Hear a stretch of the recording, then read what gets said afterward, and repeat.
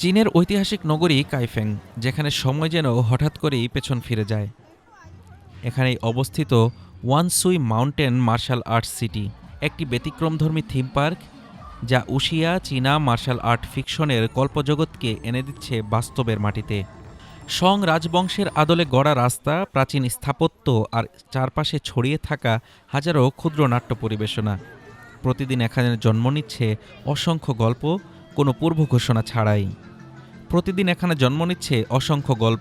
পূর্ব ঘোষণা ছাড়াই। অভিনেতারা শুধু মঞ্চে সীমাবদ্ধ নন, তারা দর্শনার্থীদের মাঝেই মিশে যান। হঠাৎ শুরু হয় দ্বন্দ্ব, নাটকীয় সংঘর্ষ, কখনো আবার মজার মিশন। দর্শনার্থীরাই হয়ে ওঠেন গল্পের অংশ। পর্যটক চেন বলেন, এই জায়গাটার একটা প্রাচীন আবহ আছে। আমরা যেন একটু সময় ভ্রমণ করতে এসেছি। পাশের দোকান থেকে পোশাক ভাড়া নিয়েছি, এগুলো পরে মনে হচ্ছে আমরা সত্যি এই যুগের মানুষ।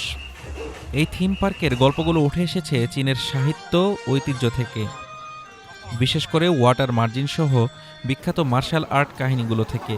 এখানে দর্শনার্থীরা শুধু দর্শক নয়, তারা চরিত্র, তারা যোদ্ধা, তারা কাহিনীর চালিকা শক্তি। পার্কের একজন পারফর্মার শিয়াও সিন বলেন, এর সুনাম সত্যি প্রাপ্য। নির্মাণ শৈলী, আলো, মঞ্চ সবকিছুতেই বিশাল পরিশ্রম দেখা যায়। প্রতিটি কোণায় আলাদা আলাদা এনপিসি আছে, যেন সবাই সম্পূর্ণ অভিজ্ঞতা পায়। প্রতিদিন আনুমানিক 50,000 দর্শনার্থী টানছে এই পার্ক। ব্যাপক আয়োজনে কল্পনা আর বাস্তবের মিশেলে ওয়ানসুই মাউন্টেন মার্শাল আর্টস সিটি এখন পরিচিত চীনের ডিজনিল্যান্ড নামেও।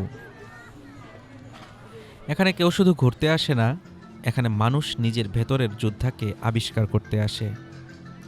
Desk report, Dhaka today.